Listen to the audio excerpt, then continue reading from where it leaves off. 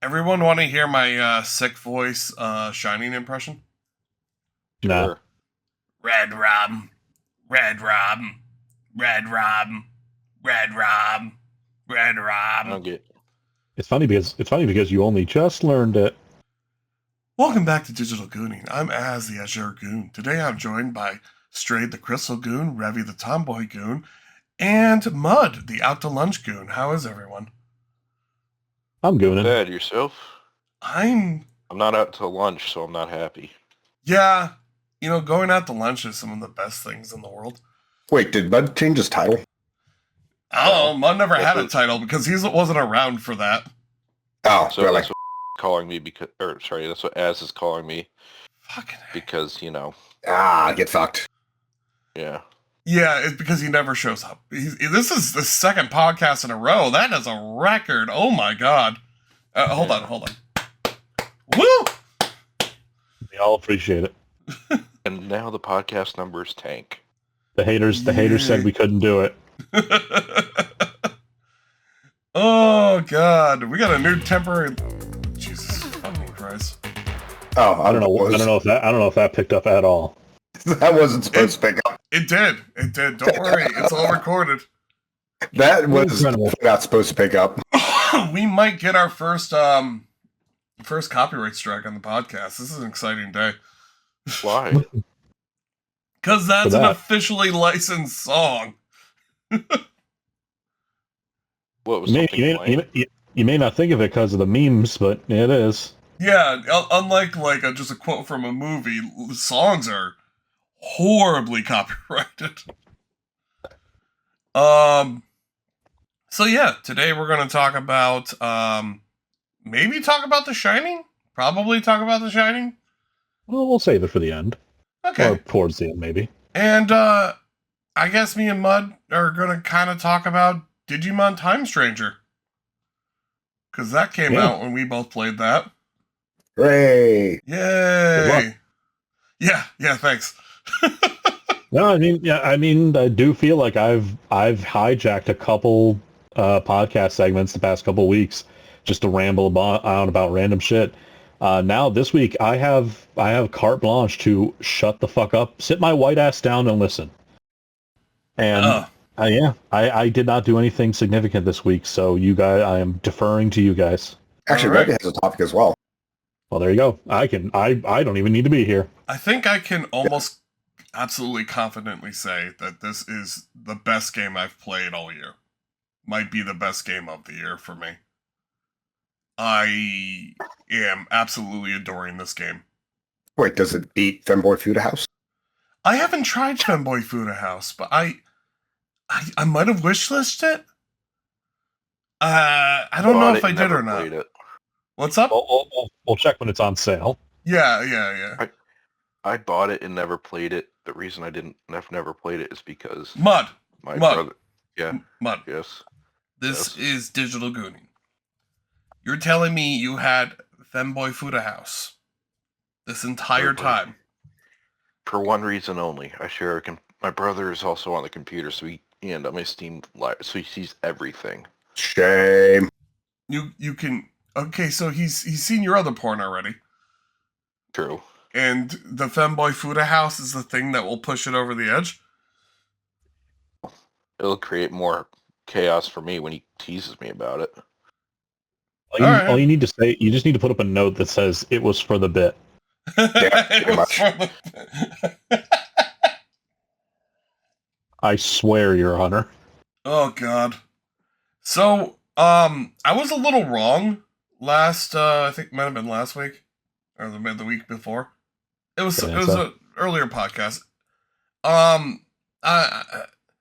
This is less like Pokemon and more like Persona, I would say. This it keeps further pushing itself away from Pokemon. It definitely does feel like a more linear Persona for me. Hey, Straight and Revy, do you like Pokemon? Well enough. Yeah. Do you like how Pretty piss easy it is? What do you mean piss easy? Like, Do you like how piss easy Pokemon is? Well, I would say, at least for me, I would say the reason I also like it well enough is that I understand how to play Pokemon and probably beat the game on normal, but I never get sweaty over it, and I don't like play any of the multiplayer stuff. So Do you like how evolution in Pokemon is brain dead? You just level up and you get the thing. Oh my god, Yeah, Digimon yeah, evolution actually. is so weird. Do you like how you could just put flamethrower on a Charizard and just solo any fucking game?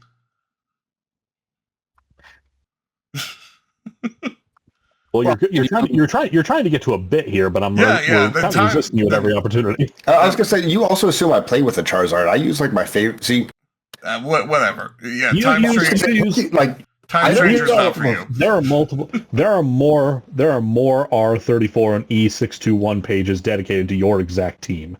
Yeah. Oh my god. My exact team are the Digimon waifus for Yeah. ultimate, not for Mega. You did start this podcast. The Digivolution in this is kind of on meth this time around. Like, it was complicated before, but it's extremely complicated now. There's multiple systems that go into it, including gaslighting. I'm sorry? Yeah, you have to gaslight your Digimon in order to get them to digivolve or get the stats you want. Right, because you have to basically tell them what they want to hear, right? No, exclusively no. So you have a personality chart. I'm going to call the 4 types of personalities love, courage, friendship, and knowledge, because that's what I grew up with on the show. And if you're confused by that because you haven't seen the show, fuck you, I don't care. I've seen the show, but where's Lust? Like, it feels like you're missing a personality trait. I said love. Yeah, but that's not the same. So basically, We need to get into the specifics here. yeah, we have to get. Well, that's the thing. Each personality type has 4 types in it, and based on how you answer their questions, the little crosshair on the chart will move. So, like, in Persona, when you talk to your friends and you tell them what they want to hear and they like you more. The confidants, yes. Yeah. In this, you tell them, like, oh, are we friends? It feels like we're friends now. You're gonna if you don't want them to be more towards the friendship, you gotta be like, yeah, sorry, let's not push that. Huh. Oh, yeah, that's fine. Do you feel like I'm smart? I wouldn't worry about that. Wow, okay. It's Jeez. so mean. It's so brutally mean. But yeah, if you want their personality to go like up towards courage, you have to give them courage answers. If you want them to go right, like bottom right towards friendship, you have to give them friendship answers. And it doesn't matter how it makes you feel as a person. You just gotta do it for the stats. That's just one thing that goes into Digivolution. There's other things, like, God, there's so much. There's so freaking much. There's like a talent score where the more you do with them and the more you digivolve them, the more the talent score that goes up, the more their like maximum level goes up. There's training them at the farm. There's the talent farm? tree. Yeah, the farm. Aren't these sapient creatures? Straight. Okay, I'm sorry. One of the most effective ways to level these creatures up is to feed them to each other. Yeah, you just take them to the Black Farm Literally feed them to each other. and you feed them to each other. It's called loading, but you're loading them into another Digimon, and the one you load them into fucking dies. You're literally breeding these Digimon through data to feed them to each other if you don't like them. So if some guy is staring at his Angewomon and he says, I'm going to load her up, I Yeah. actually don't need to be worried? No, you do. You should be worried very, very, very much. Oh, Okay. wait, for Angewomon? No, she's fine. All the simps around her are not. Good to I know. don't know. You should call their families. Just call their families to check on them. Why? Because Yeah, she why? ate them. Literally ate them. Okay. Simps? You can be so fucking cruel. Like, you can be unbelievably cruel, and the story just goes along like a very, very, like, upbeat, hopeful story. It feels like you're watching like an episode of an anime. And meanwhile, you could be like having one of your you could be having your Metal Greymon just feasting on a bunch of infants. Just feasting. Yep, that's fine with me. It does sound like it really leans into these are data. These things are data. They may look like sapient creatures. You might feel emotions, but they're ones and zeros. Everything about the story screams like these are your friends. These are people. These are entire world and intelligent creatures that live a life and have a home and have family. And we all gotta live with love and respect. And oh my god, there's a war going on. And Digimon are dying all along among us. We're literally walking over corpses. Life is valuable. Hold on. I need to inflate my Lady Angewomon with infants. I'll be right back. Yes. I can't tell you God. how many corpses I've walked over in this story. It's unbelievable. It's a hell of a story so far. But how many corpses have you inflated? You know what? I have More not. than you think, less than you'd hope. I've talked a lot about feeding Digimon to other Digimon. I have not done it once personally. Because of the worst part of the game, the only major problem I have with the game. There is a best way to level up and make money in this game. And it is in the grind dungeons. The grind dungeon is wonderful. It allows you to level up super fast and allows you to get money super fast. And if you're stuck, or if you just want to, like, fuck around with Digivolutions, fill out your field guide, this is a wonderful tool that I think is extremely valuable for this extremely complicated game. It is $14. 14 real dollars? 14 real dollars on top of the $70 game. Oh, great. And I'm going to tell you, this is fucking necessary if you really want to get in this game. So this game is about $84 fucking dollars. There's no way to recreate it as like outside the game. I haven't gotten to the end of it yet. Currently, I'm in the. I just beat the water village area of. I'm just gonna say that I'm just beat the water village area, and that's pretty. That's like, I'm over 20 hours in, and I have not found a good spot to grind, like at all. So, a lot of my grinding has been in the grinding dungeon. And, I'm trying not to abuse it. But I'm still using it to, like, fill out my field guide because I'm interested in that. I'm interested in actually, like, finding out how to get all the Digivolutions and finding out, like, how this game works and how the system works, and I wouldn't know as much as I do without that dungeon affording me to make mistakes, because Pokemon would never, ever, ever, unless you forced the game to, soft lock you for hours.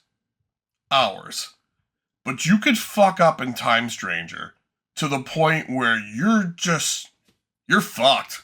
Like, you could make so many bad decisions with your evolution that you could just not have any Digimon capable of doing anything.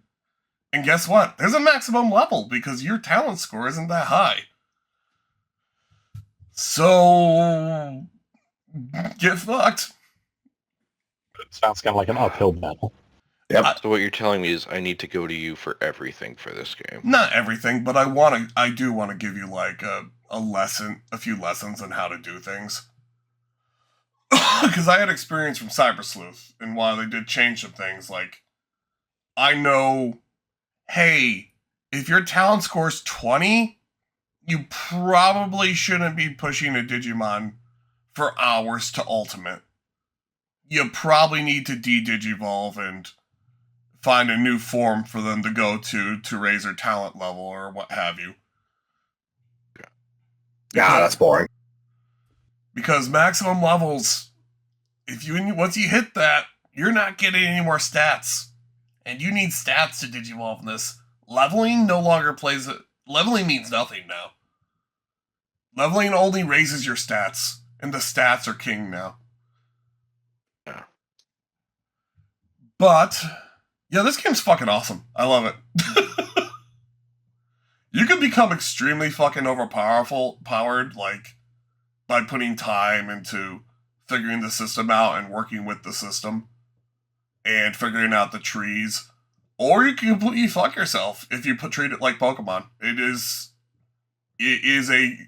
will say it is a Pokemon game for adults, and while I lose a lot of the adult themes from Cyber Sleuth, which still amazing story-wise, this game definitely trumps it in gameplay. Especially since, say you wanted to give Squirtle fucking flamethrower, you can do that. Any move a Digimon learns can be unequipped from them and equipped to anyone else.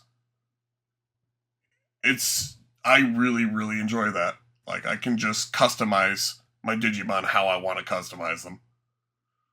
Or Yeah, that is nice. If the racial move is really good, I'll put debuffs or buffs moves on them. Or I'll put healing stuff on them.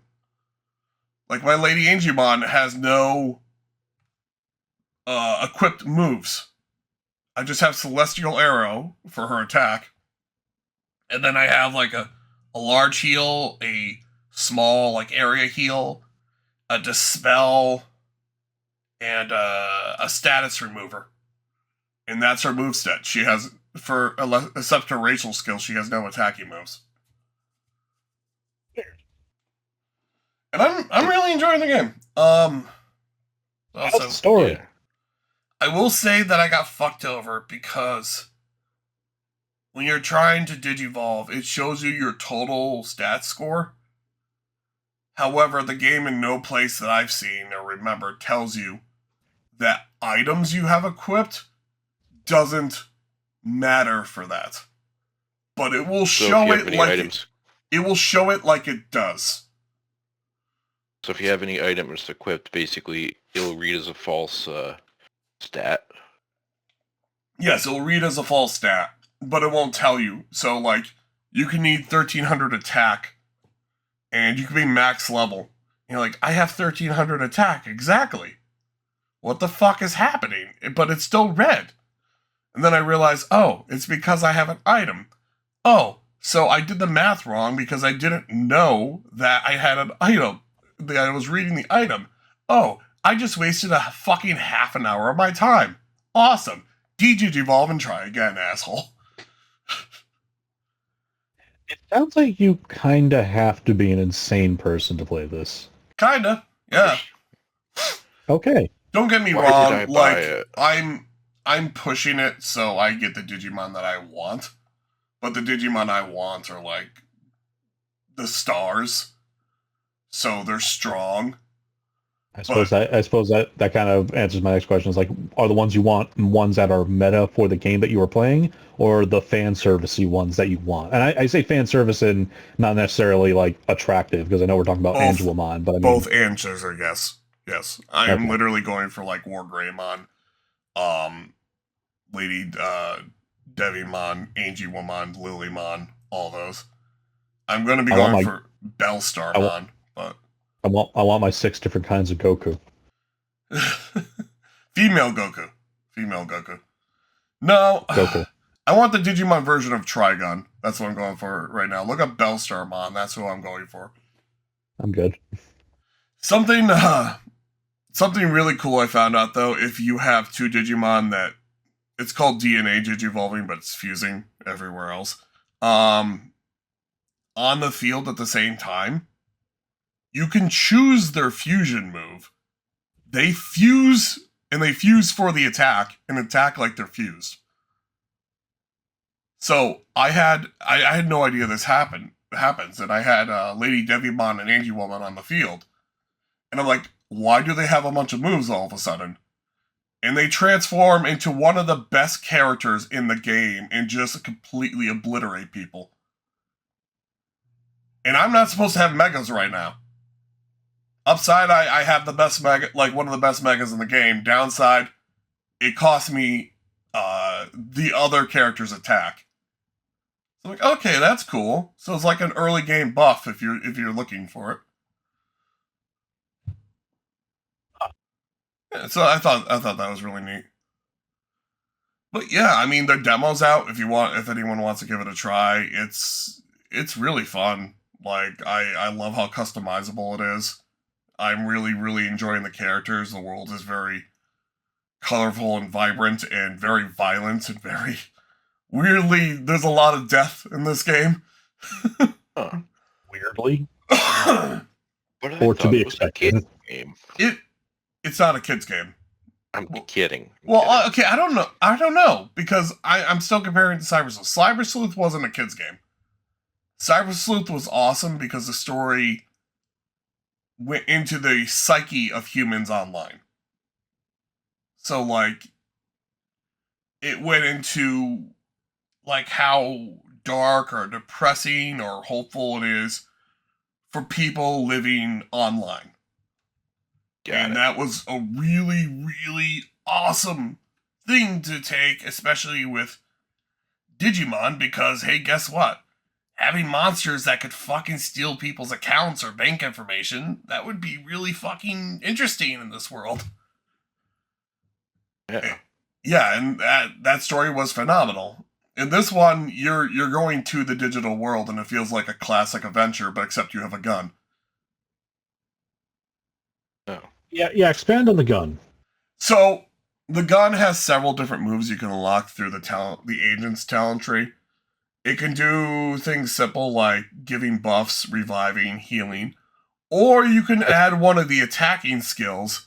So the one I have right now is the extreme attack for one target, and I just completely obliterate a Digimon's health bar that I'm fighting. Very nice. So I'm going to beat you with the power of love in this gun I found, and it's... His cell phone basically transforms into a fucking Glock. You have a Nokia flip phone. The only thing to survive the destruction of time itself. I'm not joking. Oh, you fall through time after a giant explosion, and all you have is your Nokia flip phone.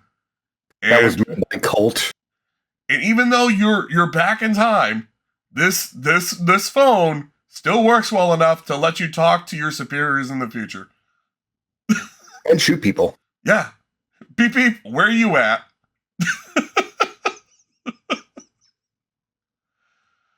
Oh, it's great. I fucking love this game. I'm just imagining the Kim Possible theme now from that phone. Beep, beep, beep, beep. Bang. Yep. Well, we're having good times then. Oh yeah, I'm having a great time.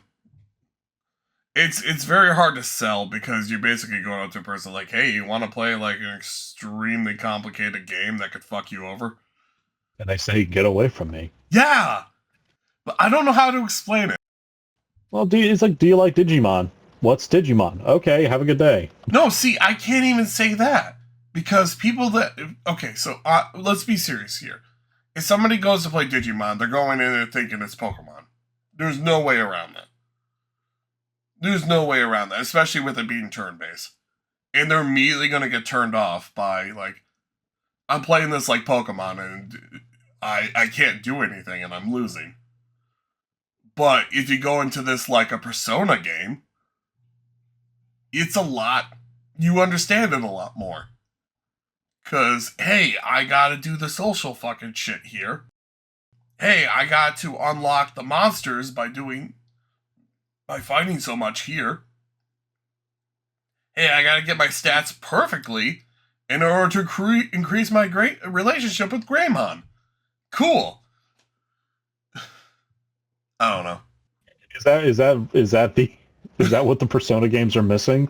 That you need to raise your relationship not with your stupid like real friends in the real world. I want to raise my friendship level with Metal Greymon. Yeah. So you remember that part in I think 5?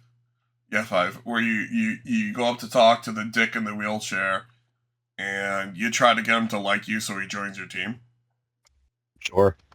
Yeah, it's kind of like that a lot. Over and over again. Yeah, except the dick in the wheelchair will grow a giant pair of metal balls that shoot torpedoes, and this analogy's falling apart. God. Fun. Well, it was good while it lasted, at least. We tried. I don't know. I'll stop talking about it by now, but for now. But yeah, I'm really enjoying my time. I'm really liking the characters. I'm liking the way the gameplay is. Now that I figured things out, like I figured out how to work the system, and I'm already cleared for my mega evolution, and I haven't even unlocked it yet. Now, you said you are going to say, as of right now, that this is the best game that you've played all year. Correct. Now, because this year has kind of been packed for best ofs. Uh-huh. What have you played in that field? You're gonna have to remind me. Let's look at the current candidate list. I have not played Silk Song. We should say that. That's Skull. Oh, that's one. Yeah. But also, I'm not big on Metrovania, so that wouldn't. I feel like my opinion wouldn't matter there. Game of the Year frontrunners according to Polygon. You know, the end-all be-all, definitely not a joke rag. Yeah. Claire Obscure. I'm not familiar. That one was... Oh boy, Expedition 33. That was Expedition 33. Highly recommend. It's like Baldur's Gate, but French. I'll like fucking... getting punched in... Good. I've heard emotionally it's like getting punched in the gut repeatedly. There's a lady who transforms to take off her shoes, and then there's like a 30-second video of her feet. So so Game of the Year. Yes. So it's oh my god, I forgot her name. I haven't been playing it for like a couple weeks, and I already forgot her fucking name. What is her name? Oh, that one from Zenless? Yeah. Does anyone remember her name? I know you kept posting the video in the Discord, so I know what you're talking about. Oh my god! You know, I know it now, but I'm not telling you. So you know what? I don't care. I'm done with Zenless. I don't care. Anyway, Hades 2. Yeah, that was pretty good. I would like this more than Hades 2. Okay. Have you played Hades or Hades 2? No. Cool. Silk Song, you've already said you haven't played. I've played Hollow Knight. But yeah, I haven't. No, you didn't. You technically did, but you really didn't. I got to Hornet. And we mentioned this in another podcast. That's nowhere in the first game. All right. Death Stranding 2, but I know you didn't play that and I didn't play it, so. Wait, they made a second one? Yeah, Death Stranding 2, yeah. Donkey Kong Bonanza. Oh, that's up there. Is that the one with young Pauline? Yes. Okay. I want to know what the deal with that is. Anyway. Yeah. I don't know. I've wanted to play Split Fiction with you, but you've been weird about it. You know, I hold on. Okay, hold on. Whoa, I am not the only other person you could play Split Fiction with, so that's on you. No, but we have a thing going, and I'd feel weird if we didn't keep our thing going. We did feel like cheating. It'd feel like cheating. No, we also did. Wow.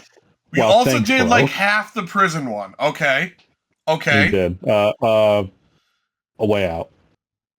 This better just be a loaded gunner and noose. You promised me this. I did look at this and I immediately bounced off. I just figured, not for me. But apparently it is getting rave reviews and you really want to play it, so I think that might change. And then according to this list, the runners up. I don't know how Monster Hunter Wilds would be on this, because I think there's a little bit too many issues with it. Monster Hunter is nowhere near this for me. Yeah, I mean... Kingdom Come Deliverance 2, which would be on... I don't know if it would win Game of the Year for me, but it would be on the list. Yeah, that's a good one. Indiana Yeah. Jones and the Great Circle, which I keep meaning to play. That looks really What good. what is that? Like, what kind of game is that? It's kind of immersive sim in like contained levels. Oh, okay. It looks kind of interesting. Then you have Blueprints, which was very interesting to play, but it would be a weird Game of the Year pick. It's very good, but it's really weird. What's that one about? I think it's called like something Prince. I just said it. Oh, Yeah, you just said it. not Blueprints. Blueprints. Yes, that's the pun. Jesus. Got it. Yeah, I wanted to try that game. It's very interesting. You know what? I might stream that for you at one point. After I stream Silk Song for you. Then there's then the last one on this. Oh, the last two on this list. Silent Hill F, which again, that feels like a weird pick. That's the one for with the Game of the Year. schoolgirl, right? Yes, Yeah. it's Okay. 1960s rural Japan Silent It Hill. looks like Fatal Frame. What is the F stand for, children? Not Fuck. Fatal Fuck. Frame. It stands for feminism.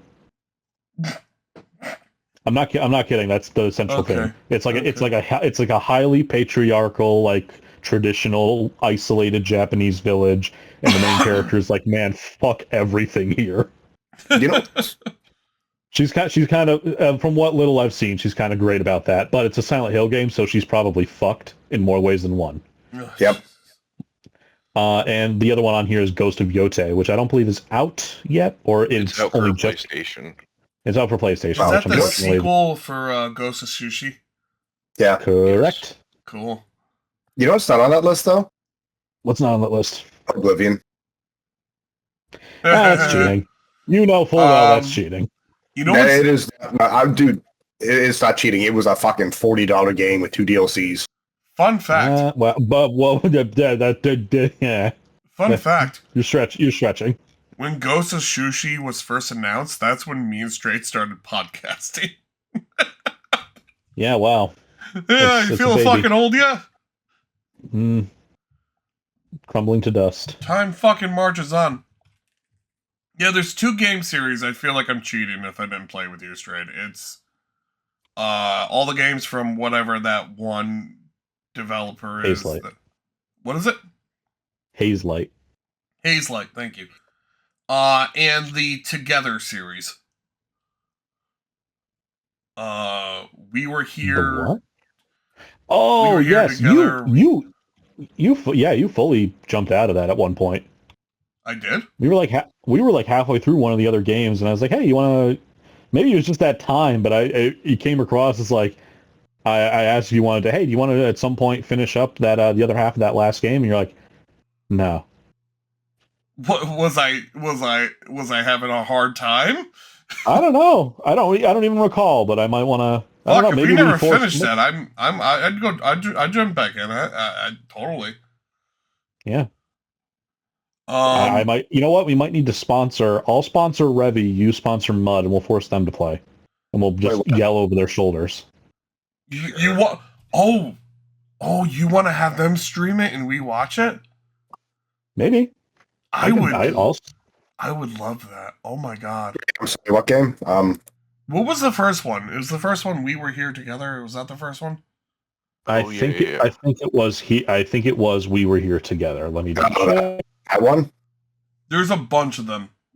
The first one, I believe, is We Were Here Together. I know this one that's like, remember we were here or something like that. That was one of them, I believe. We were here. We were here too. We were here together, and we were here forever. That last one we'd never finished. Fuck, we gotta finish that. I'm sorry. So it was a very fun. I guess for either of you who don't remember, and depending on the podcast, a very fun if simple premise where you co-op game in which 2 characters are 2 Arctic explorers who end up being trapped in some kind of like ancient kind of quasi castle location, way up isolated in the north, where you both have to solve puzzles. Where the idea is that more or less the other person will have the solution or guide to the puzzles and can only communicate with you Right. via walkie-talkie. But see, it's kind of broken because I already know the ending to the game. Yeah, maybe. Yeah, well, that's the case of any puzzle game that like you can play it once and then unless you're just looking for like secrets or just trying to get the plot again. Yeah, the actual puzzles themselves, if you remember how they go. Yeah. All right, maybe not then. Also, well, I mean, I could also sit down and have our ass down and have them do Escape Simulator. Yep. Escape Simulator? It's literally what you think it is. It's just play a bunch of. It's like just play a bunch of virtual escape rooms. It's escape rooms, but games. You walk. You're in a pub. There's a Guinness on the table. Damn. Wow, this one's hard. And every time you get close to finishing it, they come over and refill it. I might be here forever, boys. Yeah. I would be. That one does have a co-op mode, does Escape Simulator. I thought you said that one does have a co-op mode, and you sit down with other Guinness. Yeah. Shit, we should put our heads together for this one. Oh, shit. Okay. Oh, yeah. I mean, not to interrupt you or like if talk over to you if you're finished. My week was nothing. There we go. Well, that's boring. I have to Well, say... I could say I retraced, like, I finished up a first playthrough of Bioshock 1. Yay, that was fun. I got the good ending because that's the only ending that matters. Final boss was as piss easy as I remember if you just stack up on everything and dump them. Did you get the ending where Elizabeth leads the little girl to you? No. Bioshock 1 doesn't have Elizabeth, right? It better fucking not. Yeah. Oh no! If you're did you play the game where Elizabeth started the war, and then that's like Bioshock 2, man, helped you do the plane crash, and Bioshock 2 is a really weird one to only play. The other side of that, yes, and unfortunately, yeah, it is kind of tainted with a bunch of people because I did go on like the Bioshock subreddit at one point. And just because I was looking up both fixes for Bioshock 2, because I guess in Steam it has a big crashing problem, and like people kind of discussing Bioshock 1, but also a bunch of people discussing Infinite, like, oh man, Burial at Sea is the best fucking thing ever. And man, don't you remember how cool Infinite was? And I'm like, I can't be here for very long. I actually enjoyed Infinite, I have to say. But But also, I haven't beaten 1 and 2, so like I might not have a full frame of reference for this. But that's also the thing. It's like I didn't notice it at the time, and yeah, and this is it's really weird. I think I'm kind of retreading. I'm both retreading what we talked about I think last week or the week before, yeah, you are. and also it's like I there's no way to get around saying, well, the internet has turned on Infinite, so I will too. So, but it's like it's very hard to go from Bioshock 1 is already simplified in comparison to its spiritual predecessor in System Shock, but at the very least you have all of your weapons, you have a selection of like buffs and tonics that you can build out yourself and plasmids that you can build out with yourself, and like you're creating it's a simplified RPG, but it's still, to an extent, an RPG where you're creating a certain character to play a certain way and managing resources as you go. Bioshock Infinite takes a lot of that away in favor of you have 2 weapons, you have most of your plasmids on you at any given time. It's a shooting gallery. Go. It's so funny seeing an outrage develop over a show that played years ago. It's like watching all these people return to a theater of a show they once thought was great, but the theater's closed down, the actors have left, and it's just a bunch of people outside screaming, no, we shouldn't have liked you back then. To no one. What are you talking about? These people getting together saying, yeah, Infinite is not great, but the boat sailed, like, the people that worked on Infinite really aren't there to complain to anymore. It's so weird. they are though, because Judas is being made and is coming out, and Is it? it's up in the air if it's more like BioShock 1 or if it's more like Infinite. Maybe I'll take it back, but this isn't the only situation where something like this has happened. I mean, Well, here's the thing. Here's the thing. Infinite is like gameplay wise, I will say it is mid. I think that's what I felt. That's what I fell on. The story isn't great. It's really leaning on Elizabeth way too much. A lot of it doesn't make sense. A lot of the themes are really downplayed. Yeah, it's not bad. It's not bad, but it's mid. Burial at Sea Part 2 is bad, and we discussed why in the last podcast, and I'm not going to retread here, but that's what's worth complaining about. And if I had played Burial at Sea Part 2 way back when, I would have complained about it then too. No, I that's fine. I'm just saying it's funny. Like, years later, after people at the time said it was good, all these people rising up around the same time screaming, no, it was bad. It was bad to people that are no longer, like, around. But also what I'm seeing is, that for as many people that have turned on Infinite that are being like, no, this actually wasn't as good as I remember, or no, it was bad, there's many people who are absolutely defending it against BioShock 1 and 2, and they have their own reasons for that. Yep. And I don't agree, but they're there, and there are people still holding to Infinite as their superior game, even if it's for no other reason than this is the one I played, even either played on its own or played before the other two. I mean, the gameplay was a bit better in Infinite, but like, yeah. I disagree, but okay. I would definitely say story-wise, 1 and 2 were significantly better, and like, there we go. I just enjoy the underwater story, like, the whole underwater city. Rapture is awesome. Yes. That was the main. It's fun to think that like, so like you hear about Columbia for Infinite, like first off, and it sounds really interesting. Like, hey, we were in the water, deep underwater for a long time. Yeah. Now we're in the sky. That's kind of funny, and it's kind of playing on this whole classic like early Americana ideal of a city upon a hill, and that's like one of the founding principles of what like the old pilgrims were doing, yada yada. And like Columbia's taking super racist. Well, yeah, it's Columbia's taking like that part of it to like the absolute extreme. That's kind of funny. But from a moment to moment like aesthetic, they don't use like the fact that it's in the sky as often as they probably should have.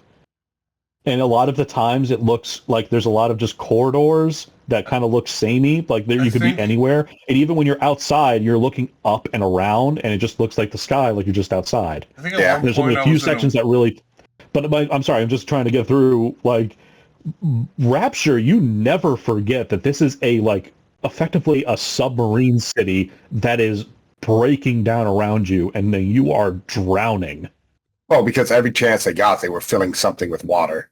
Yeah. Or to let you know that no one is maintaining this anymore. Yeah. I think at one point in Infinite, I was actually in a western town, if I remember correctly. That might have been like a theme. Yeah, I remember thinking that was weird. Yeah. I remember thinking how unfortunate it was we couldn't like kill the whale in like 1.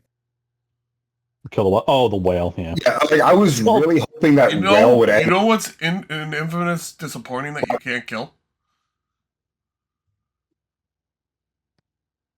Go on. No one? No. Okay. What's like the title monster? What's his fucking Songbird? Songbird, yeah. Imagine playing BioShock and not being able to kill the Big Daddy. Imagine playing BioShock 1 and the Big Daddy is really not brought up at all. That was just playing against what is he, a Mr. Handy or a Handyman or something? Yeah. What nothing characters. Like I say characters, they weren't meant to be, but like in comparison to like this is our Big Daddy. No. And Songbird is a cutscene and Handymans have no staying power, and that really sucks. Anyway, and so anyway, I finished up BioShock 1, I'm playing BioShock 2. Actually, I was about to say much smoother. I was about to say much smoother gameplay-wise. Crashes a bit in the Steam Remaster version. Not fully sure what's causing it. I did a couple fixes and kind of updated my drivers. I think it's fixed it for now, but I'm still hammering quick save every other step I take. But that is also definitely a game that I maintain what I said last week, where it's like, I think this is probably the best game. This is probably the best gameplay for BioShock, since it doesn't seem to be confused and trying to be System Shock like 1 was at times, and it's not overly simplified like Infinite was trying to be. It really does seem like 2 was the refined version of BioShock 1's gameplay, where it's just actiony enough and RPG enough that it really found its groove, which is a shame because this is where it ends. So, are we good with this subject? I can keep going, but yeah, I'm good. We watched The Shining. I feel like we should talk about that for a few minutes. You guys beforehand. did. I didn't because I don't watch scary movies. I You know what? would like to cut in before we talk about that, though. I could think you could have talk about handled what? this. Before we talk about The Shining. Talk Oh about yeah, what? yeah, Rubby had someone. Because outside The Shining, Space King Episode 3 dropped last week. That was very good. Space King. Yes, it was. It was extremely good. I would still say that 2 probably is more comedy than 3, but 3 was still like up there. 2 was so good that they advertised 2 half the time in 3. Yeah. So, Mud. Yep. Space King is a parody of Warhammer. Got it. Yeah, made by Flash Gets, the guys who did a bunch of other like animations back in the day. So, I'll have to check. That sounds okay. So, like, what are they called? Are they called Psycho Warriors? What are the basically, Space Marines? Space Marines are Psycho Warriors. Okay, yeah. Like, Gene Seed is globules, which is just like their testicles. Jesus Christ. To make a Psycho Warrior, they basically kidnap children and Boys. replace in the verbiage of the show, they kidnap little boys and they basically replace their like balls with that of a Psycho Warriors, and it transforms them into an 8-foot-ton brick house like immediately. That Which isn't too different not from far how it works off. in 40K. It's But not. the thing Well, is, that's the whole thing. Is it's 40K but different. Like they are. Good. I was gonna say it is legally distinct Warhammer. They keep all their memories and experiences every time their balls get transferred. Yeah, so basically, kind of unique. well, they will die, and as long as their version of the, what's it called? Globules. No, they're Medicaids. Basically, Oh. as long as a Medicaid is by to basically extract the balls from the dead body, and then put it in a new child or a little boy, like they will retain all of their memories of even how they died. And it's just basically like basically a reset button. So they can fuck up as much as possible as long as their balls don't get destroyed in the process. And they have a never-ending supply of children. Yes. Well, they go to planets, like suburb planets, and they kidnap children. Yeah. God. Well, it's the Space Marine tithe. They, But, they kidnap the little It's fair. boys, and then they throw all the little girls in a volcano. Like a literal fucking volcano. Oh my. or, unless you're in like episode 3 where they successfully make a female Psycho Warrior Oh. and then get the entire planet exterminatus for heresy, like immediately. In an interview, they have stated that if only one of their globules is installed, they might become female. Which would be fucking funny. Oh god. There is the commander. There is a hate monger who has that hate mace, who basically runs on hate. Forged in the furnaces of hate on planet Heaven. Yes. Yes. Don't forget that. That's important. You There's- have the Imaginators. Yep. Yep. He believes he's talking to Space King, They all believe they're talking to Space King. Okay. Like every single one of them at some point has a mental break and talks to Space King. Even Chestnut talks to Space King, and Space King tells him how useless he is. What are the blood guys directly related to from Warhammer?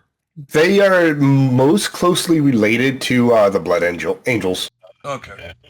It's weird. It's weird hearing this from, like, I haven't actually. I watched Space King 1 with you. I don't remember too much of it, and I haven't seen 2 or 3. So it's like, yeah, this sounds right. 2 is heavily themed off of a chapter called the Coagulators, where everything is basically blood themed. Yeah. To the point where, like, they just have fountains of blood on their spaceship. Correct. They regularly just screwed blood from their armor. Yeah, like... Yes, the Blood Angels. Yeah, closely similar to the Blood Angels. 3 is basically like their Imaginator gets upset because another guy comes along and finds... An actual good Imaginator comes along. Sorry, is the Imaginator the Tech Marine equivalent? Okay. Yes. So, his job is to think of, like, weaponry and whatnot to stop things. Do you mind if I ruin the intro for you? I just let me finish this real quick. Okay. Like, I would argue that he's not a bad Imaginator, but the dude thinks of, like, the most overly complex solutions. Okay. So, like, there's a time wizard who has a time barrier up that, like, anything that goes through it is, like, time shifted 3,000 years in the past. So, after sieging this guy for months, their Imaginator builds a fucking cannon that shoots the souls of dead people 3,000 years in the past at the time wizard. And as they pass through the barrier, they turn into humans and basically explode on his tower as, like, live human bodies. That's fun. And I'll let, like, Azzy finish the rest of that if he wants. Then, yeah, that fails, obviously. And then the other Imaginator comes down, looks at the problem, picks up a rock, throws it through the portal, and hits the wizard in the head. Yeah, and kills him. Like, because it's a rock.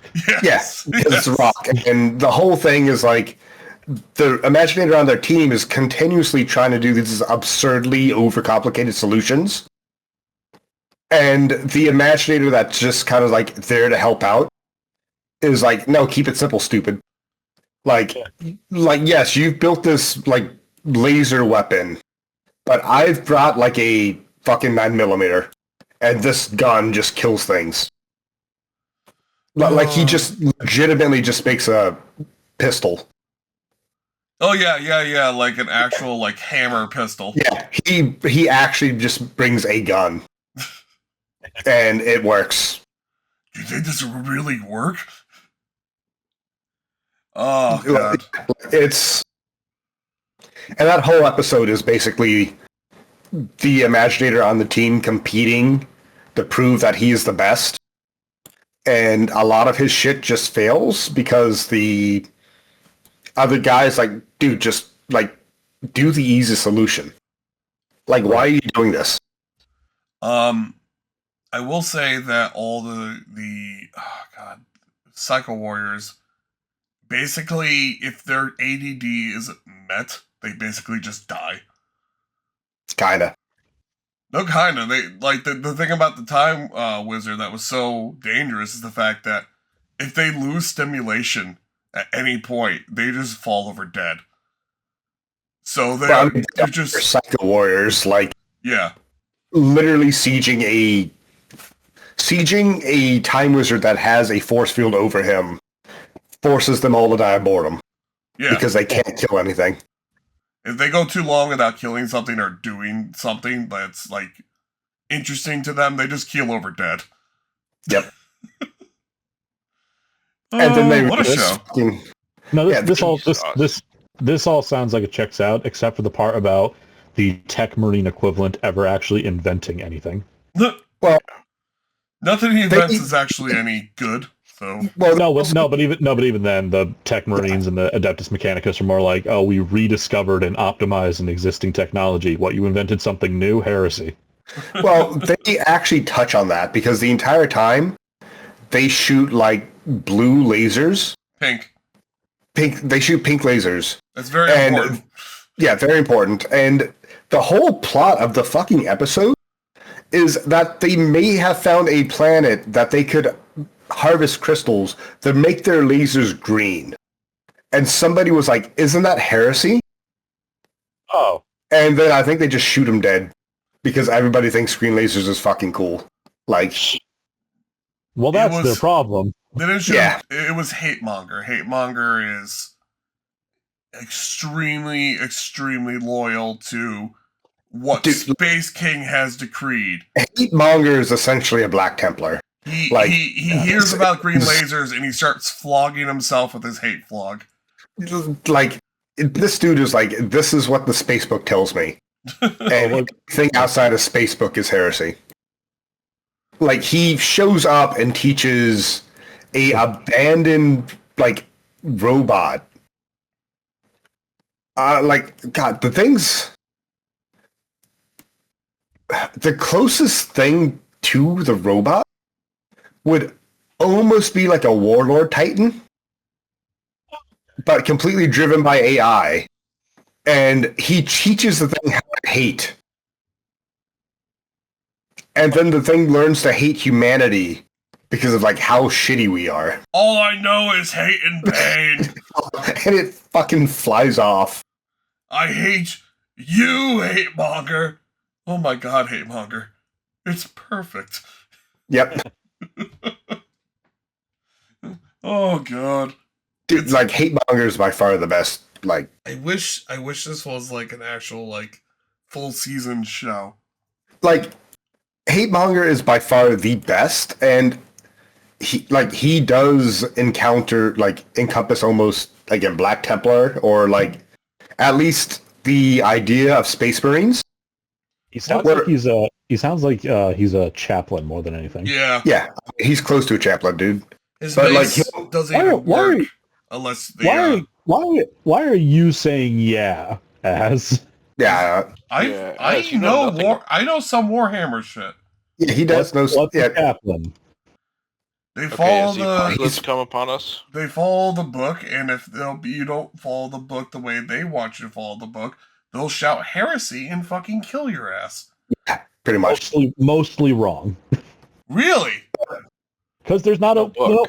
only one chapter follows Spacebook, and it's the Ultramarines. I just said chaplains. I didn't say an Ultramarine I chaplain. don't care. So, Anyway, yeah, like, you're really drawing straws. Like, their whole a chaplain's thing is to make sure that the chapter they're kind of like watching stays on the like Emperor's path. Like, What that path is depends on the chapter. yeah, pretty much. Anyway, yes, go ahead.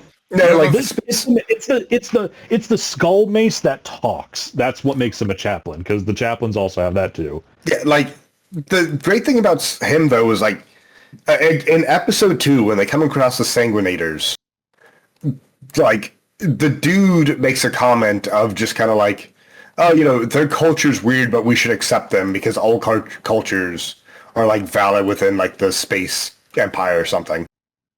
And then you go back to aliens, and he's like, no, we must kill these immediately. Yes. Like, it's the, you know, that comedy mashup of like, oh, you know, you're different than us, but it's okay because you're also a Psycho Warrior, so that's fine. But that guy over there who's like blue, that guy's an alien. He needs to die now. 99% of aliens we've come across have some sort of inherent weapon built into their physiology. Does that But wait make until you alien- hear about per capita. Does that make aliens inherently violent and evil? Dude, That's that something whole to think about. that whole slideshow was just fucking incredible. Oh god. Okay, so we have only a few minutes to talk about The Yeah, Shining. yeah, Should we The talk about Shining. The Shining? No, that's we need to touch on The Shining. Like, we might be able to just do like a whole episode of like what horror movies we watched like towards the end of Halloween. I mean, Yeah, that would. I yes, feel but like we could, any criticism I have of The Shining would just make straight hate me. I feel No, like not we at all. could still get Shining and like Silence of the Lambs episode next week as well. Let's double up. Let's let it marinate for a bit. I will say my favorite thing about The Shining, besides Jack Nicholson, because I feel like that's the easy answer. Yes. Yeah, he's the best thing about that movie. I don't think that movie would have worked without him. No, like there's no way that movie would have worked without like his facial expressions make like 90% of the movie. He is The Shining. Like, Yes. it is him. I think, yeah, definitely the camera work is interesting to watch. That's probably one of my favorite parts of it. Because it's so wrong. Like, it's they do everything you're not supposed to do in that. And Yeah, because kind of like we said during chat, like, yeah, those camera angles where it's like typically you're supposed to be highlighting the person yeah. is very specifically highlighting the hotel. Every single character has a massive amount of headroom except for the bartender. And why is that? Because it's the hotel. Correct. I would say... Well, we can talk about it more, but like, I don't know what it is, though I like it. I don't know what Stephen King really likes about locations that have an intelligence and are just evil for no reason. Like the hotel is alive and it fucking hates you. Well, I mean, I would not call it evil for no reason.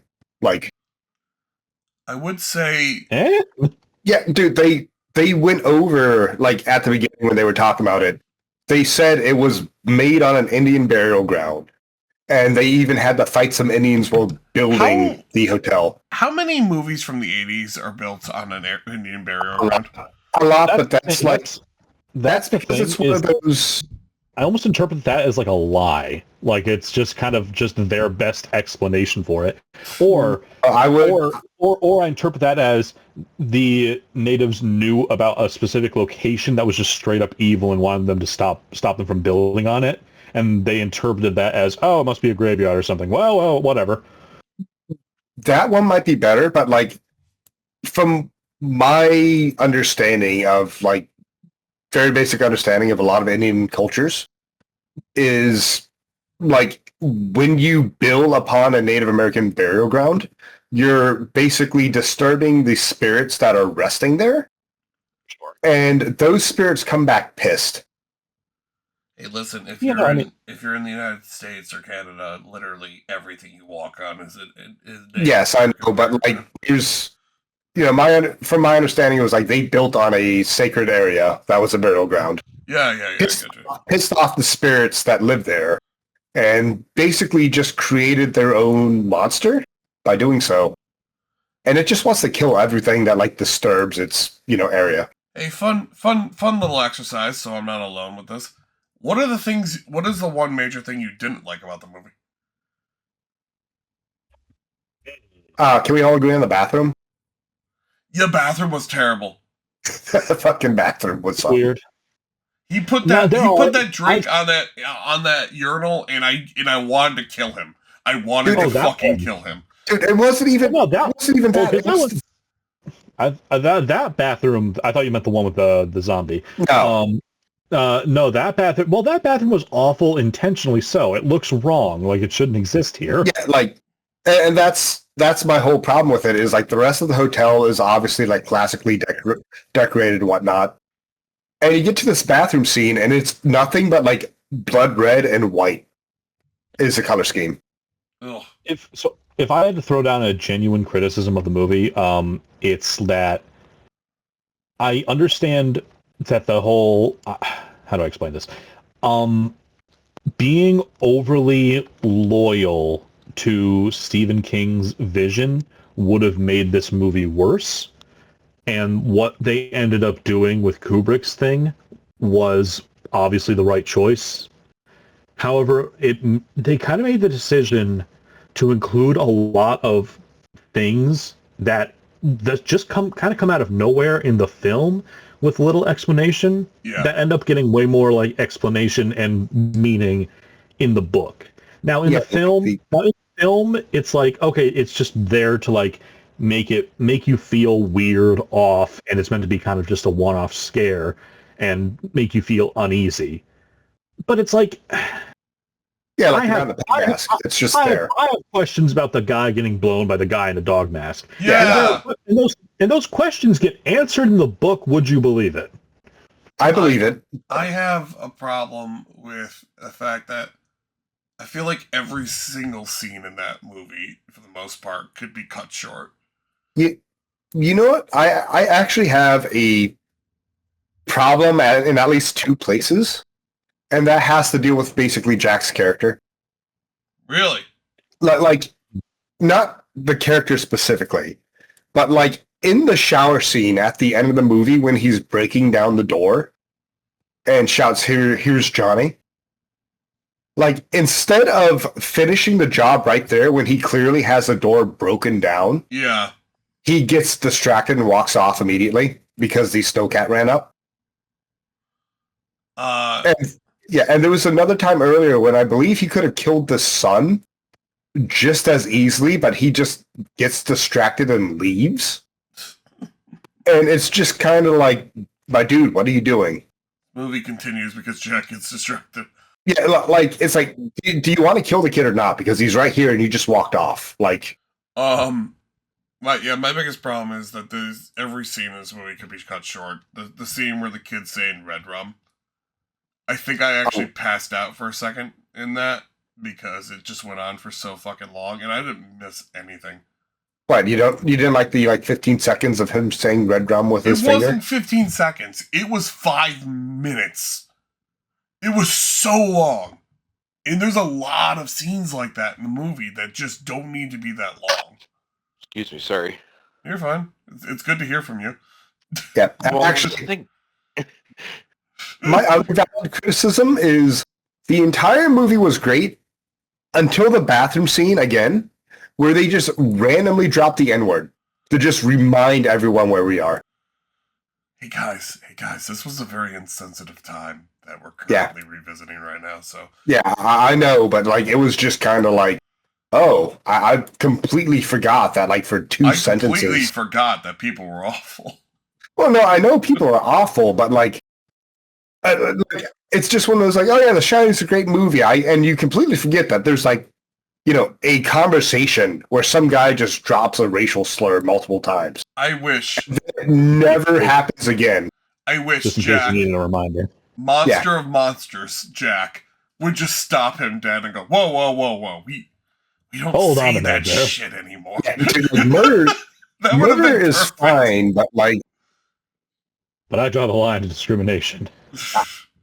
I'm an equal opportunity killer. I also figure that I like Kubrick really tried to go the darker route, which is like Jack Torrance was always resentful of his family, and this is basically just an excuse. It comes to the hotel is like actively hates being in their life and resents his wife and his son.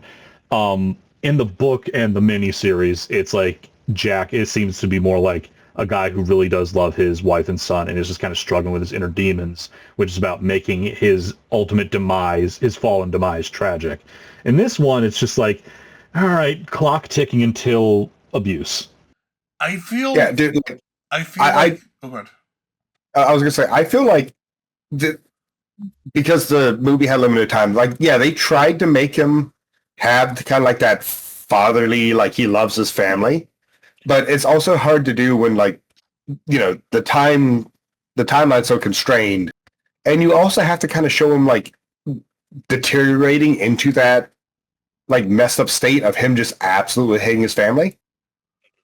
And so they just end up focusing more on the fact that like, yeah, this dude just really has, something about his family which he just does not like. I feel like instead of the time with The Shining that went fucking nowhere, we could have just had more scenes of the wife or son doing things that's actually annoying or like actually bothering him. Because throughout the entire movie, they're fucking saints. They don't really do anything.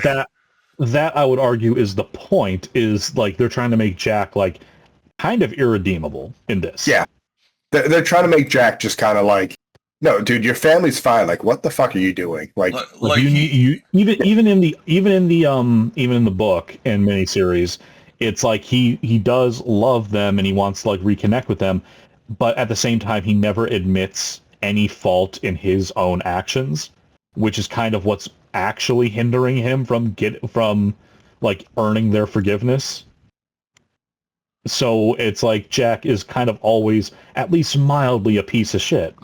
And that's kind of the point. It's like the hotel doesn't latch on to people that don't have anything wrong with them. You have to have something wrong with you, and it will bring out the worst in you. Yeah, like the whatever spirits are in there just drags out the worst in your person.